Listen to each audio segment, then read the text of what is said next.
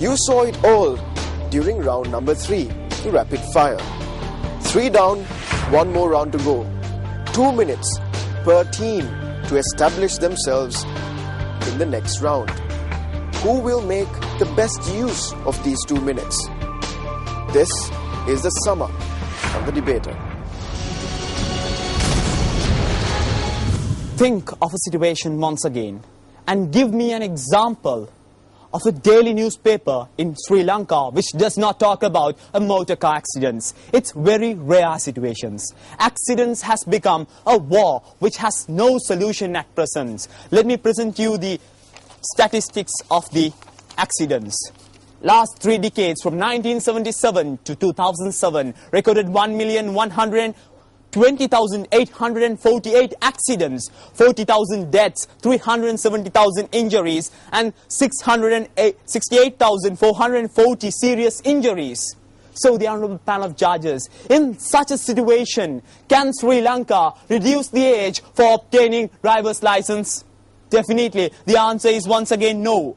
Because Professor M. Hevage states that deaths related to road traffics are seen as a disease of development. So, Sri Lanka is a third world developing country. We are not up to the standard of those developed nations. And moving on to one of the counter-argument. You are telling about the tests you are going to face at the age of 16. How many tests you are going to face, my dear brother? Ultimately, they should drive in the public road of Sri Lanka. You cannot let the road department authority to make roads and those stuff. This is a debate about reduction of age, my dear brothers, for obtaining driver's license. And also moving on to the world statistic, 1.2 million per year get killed and 20 to 50 million people get injured due to accidents. Therefore, driving is an issue of life and death. It's not merely personal privileges and sophistications. It's not merely convenience. It's a decision of whether you and I live together. So, my dear brothers, moving on to my next point. Compare the past, the vehicle population is high. Isn't it, my brothers? At last, I have to say, there is no use of reduction of age in Sri Lanka for obtaining driver's license. Thank you very much. Honorable ladies and gentlemen, what is the team line of side proposition today? An independent youth for a better and safer tomorrow.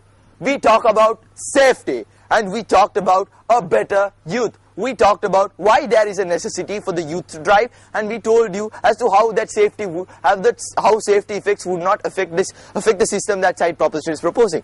What is the burden of proof on side opposition today?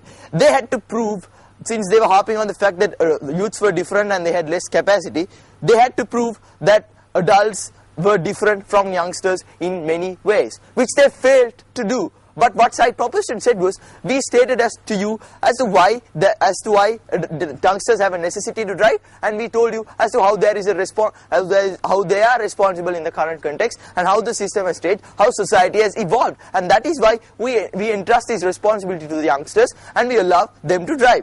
Now, talking about analyzing the arguments brought out by side proposition today, they told that there is no responsibility among youngsters, and they brought about arguments of games they play and attraction to other women. Now, let's consider this. Now, if you would consider all that, then you should ban driving completely, and even ban attraction to the opposite sex, just because you think it poses risks to driving. That is what side proposition is proposed. We do not believe this should even happen. I mean, why should you reduce the driving age just because you have risks in it? I mean, businesses are done with risks in it. The point side proposition is proposing is reducing this risk, and that is what we have been proposing, and that is what we have completely understood, and that is what we have done today. And we reduce this risk. We also their problems with the youngsters do not necessarily affect this case in whatever manner. That is exactly why side proposition stand today, and that is why we believe that the judges should side with side proposition in saying that we should reduce this driving age in Sri Lanka for independent youth and a better and safe tomorrow. Thank you. For the proposition and the opposition presented to us their arguments in a nutshell. How successful they were is up to you to decide. But leaving time for the judges to calculate their results, we'll move into a very short commercial break. Stay tuned. Welcome back to the debater. We've heard 4 rounds of debate and we've heard numerous arguments being presented by both teams. It's time for us to put all of this into perspective. To do that, let's talk to our individual judges. First and foremost, Mr. Harish Chandra Yakandavela. Sir, what did you think about the debate? Yeah, it's a very good experience, and both parties tried to counter-argue their arguments and facts. And yes, it is because now it's a youngsters' issue, and some people say it's not suitable to issue license below 18 years, and others, yes, do that. But when you take the health angle of it, it is always the safety of the people who are the person who is driving and behind the wheel, plus his development, cognitive development, decision making, and how to make the people who are in the road and other properties safe, and his life safety while doing the driving. So anyway, the arguments are very good, and both parties have a lot of factors to prove their judgment or their thinking. Both parties competed really well, and both the parties brought out correct facts and made arguments mostly on a limited number of issues. What we would have expected from the parties is to look at the problem from different angles and to bring out a number of arguments supporting their submissions. But in overall, they could develop a lot, but still they made a very good competition for the audience. For Wesley, I think it was a very good attempt, especially since you have not had the advantage of being here before. Unlike your opponents, I think it was an exceptionally good effort. So very good job to you. And I think you did take a lot of effort to respect the rules, which I think was very good and was appreciated as far as my marks are concerned. I think your weakness may have been that you were lacking in your research. So if you do get a chance to go ahead to the next round, please, you have to have more research because you had the harder side of the argument.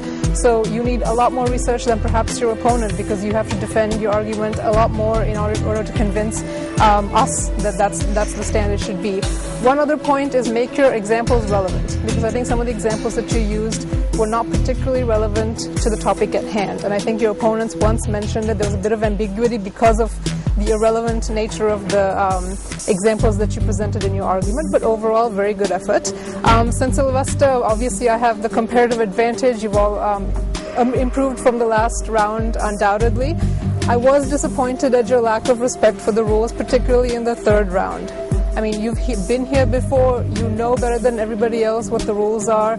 I think it was like a team effort of disrespecting the rules, in the sense that you got up, you didn't give a chance to the other team to get up when they should have. You went way over the time limit, which was a very, I think it hurt your marks in that particular round as far as the way that I was marking is concerned.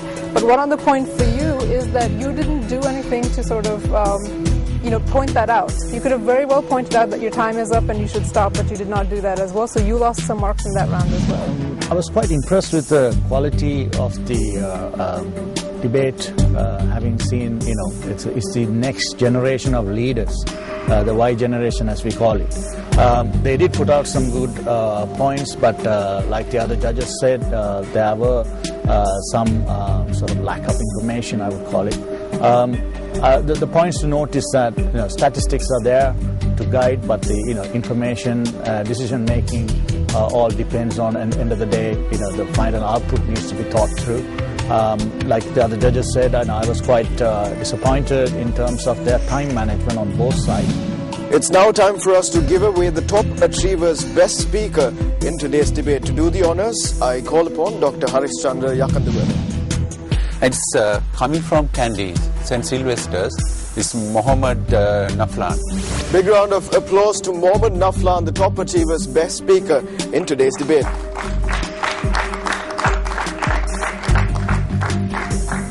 Naflan, first and foremost, extremely happy about the decision? Yeah, happy, but I need the victory to my team. That's my happiness. Okay, one of the only remaining teams from Kandy. Do you think you did enough to go to the next round? Yes, of course, we worked hard and I think we will get a good result. So are you rooting for a Sylvester victory? Yeah, definitely. What if you lose? I hope we won't lose. What if? we have to accept that lose. I'm going to ask the same question again. What if you lose today? It's one of the saddest experience in life. All right. Now, you won Best Speaker. Is there one person who will be the happiest? It could be your parents, it could be your coach. One person that you can point out would be the happiest about this individual achievement. No, the entire Sylvester's community is happy about that. That's what my happiness is. All right. So, if by chance you have to tell the entire Sylvester's community right now that you lost this debate, how do you think they'd feel? I don't know how would they feel, but they also will feel very sorry. But we have to go with the judges. Shall I open? Sure.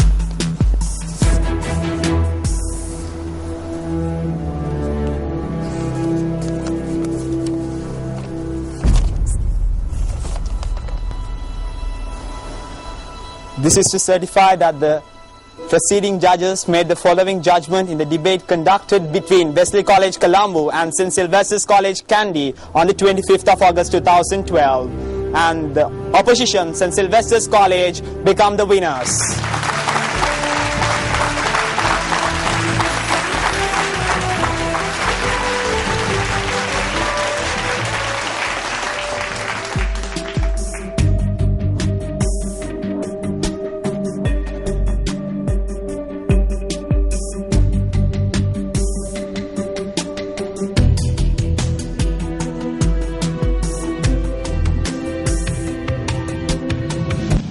We would now like to invite our best speaker for today's debate, Mohammed Naflan, to receive his trophy as well as a scholarship worth 175,000 courtesy achievers. We now invite Wesley College, Colombo to receive their scholarships worth 125,000 each to study SEMA at Achievers.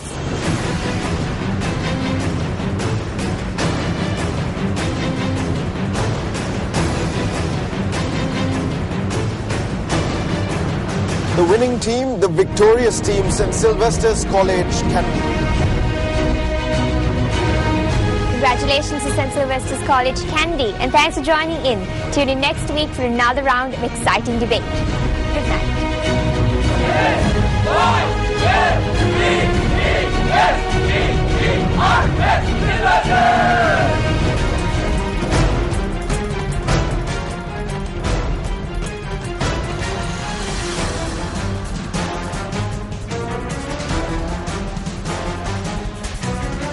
Hi, I'm Alistair from Wesley College, and if you think that we did a good job against Sylvester's Kandy, please do vote for us. Send your SMS votes to 7788.